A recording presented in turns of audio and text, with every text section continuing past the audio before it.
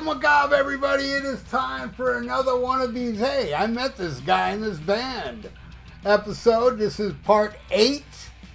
And here we go. John Corabi here. This is when John Corabi was actually in Rat. And what was very interesting about that show was my birthday. And my good friend Jenny and Beth, they showed up and they brought me a balloon, and I tied the balloon to my belt, and the balloon said happy birthday, and I made a lot of fast friends that night, and a lot of people were buying me beer and drinks, and I was so polluted. By the time this picture was taken, I was beyond drunk. But John Corabi, nice guy, and I met him again. This was at the Kiss Pre-Crew show, where he did an acoustic set near the pool that was amazing. As you can see, he signed my vinyl of the Motley Crue 94. He performed it all live with his son on drums. Great record, actually, by the way. So yeah, John Corabi. All right, next, John Reagan, the late, great John Reagan. What a nice guy. This was taken at the same Kiss Pre-Crew show. Super nice, man. Every year, not only me, he would wish everybody on his friends list a happy birthday. He was so kind, so awesome. And it was so sad when I heard he passed away. And I loved the album Breaking the Rules that he performed on with Peter Frampton. And of course, you know, the Fraley's Common, Trouble Walking. Very talented musician, and I'm sad he's dead. Alright. Next is John West. John West, he's a singer, best known for his lead vocals on Artisan, is that the name of the band? And the former lead vocalist of Royal Hunt. And he did take over for Ray Gillen in Badlands and Red Sun Red in the mid-90s. And he played on the last Cozy Powell album, Especially for You.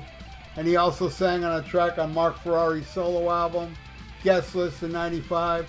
Great singer, man. And yeah, I met him. All right, next we got John Bush. Now, this is an interesting picture.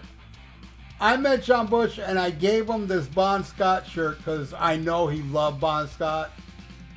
And then later on, I see him wearing that shirt with Joey Belladonna on some picture. I was like, oh, cool, look. It's the shirt I gave him. John Bush rules. All right, next, John Oliva from Sabotage, the Mountain King. I believe this was the Wake of Magellan tour. I could be wrong, but I've met him so many times, and he's always been very nice, except one time. But it wasn't...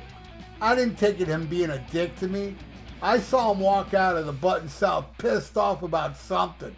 Real mad, and some fans stopped him. And I went to go join the fans, getting autographs, and I said to him, John, what happened to that live album? And he goes, yeah, what happened to it? I was like, whoa. But, you know, he was in a bad mood, so I forgive him. John Oliva. All right, next. Johnny Z, man. The late, great Johnny Z.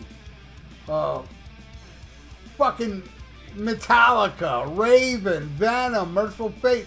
He had so much, you know, Anthrax. He had so much to do with that thrash, you know, Overkill and stuff. We're all on Megaforce. I think Testament was on Megaforce as well.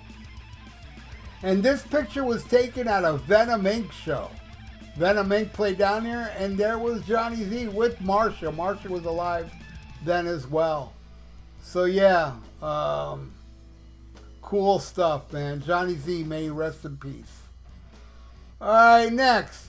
Alright, in the last episode I talked about when I went up on stage, a bunch of us went up on stage with Joe Scott Soto and the dude from Saigon Kick. And I didn't add this picture, so here it is. Alright, next. Glenn Tipton of Judas Priest. Now, he was a dick. And I feel really horrible. He's got Parkinson's and he's great, but Man, my friend Ruben De La Rosa told me he met him during the Turbo era. And he was a dick to Ruben too back then. He was just in a pissy mood, I guess. And I said, Glenn, can I have a picture? And he like sighed. All right. But he didn't get up off his chair or anything. But whatever. I forgive him because he's Glenn fucking Tipton. He's allowed to be an asshole to me. Next picture, Ian Hill from Judas Priest. Now, let me tell you, these pictures of Priest, interesting enough, was I was backstage on the Demolition tour, but I didn't get the backstage. A friend of mine had the backstage. It was a backstage sticker, and he gave me it. I put it on my shirt, and I walked backstage, and I got to meet Judas Priest. I got to meet Ian Hill, Glenn Tipton, and the great KK Downey, who deserves to be in Judas Priest again. God damn it! So yeah, there you go, Judas Priest. I met these guys, and Ian Hill and what do you call it? KK Downey couldn't have been nicer. Really cool dude. All right, next, Ron Keel. Yeah, this was in. He lives over there where I go every year, Memphis, and not Memphis, Nashville. And yeah, here I am wearing my Steeler shirt, and he liked that.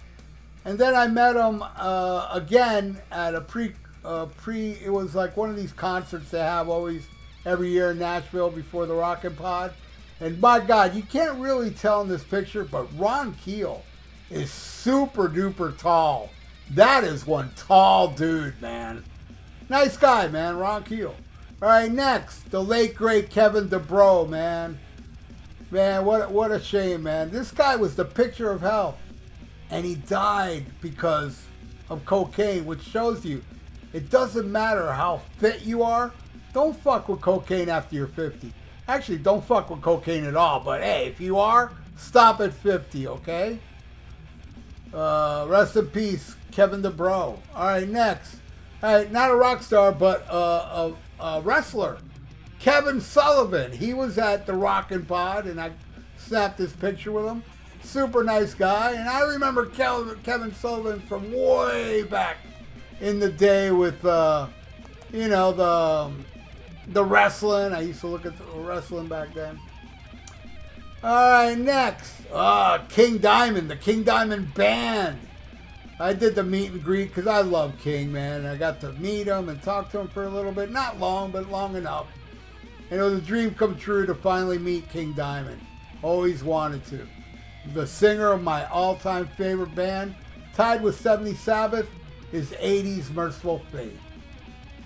All right, next, King Fowley from Deceased. And there's my drummer with him, Alex Marquez, who was also in Demolition Hammer and Malevolent Creation and Anger and a bunch of other bands. But he was in Thrash or Die.